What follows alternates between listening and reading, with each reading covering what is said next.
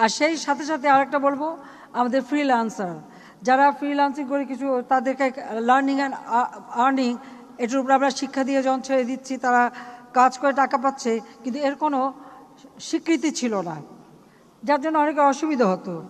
এমনকি বিয়ের ক্ষেত্রেও শ্বশুরবাড়ি জিজ্ঞেস করা হতো জামাই কি চাকরি করে।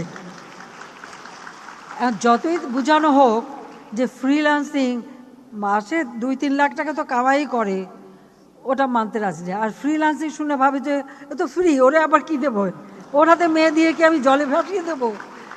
আমার কাছে এরকম তথ্য আসার পর আবার বাচ্চা স্কুলে ভর্তি নিতে গেলে ওই একই প্রশ্ন, আপনার ইনকামটা কি, আপনি কী করে বেতন দেবেন।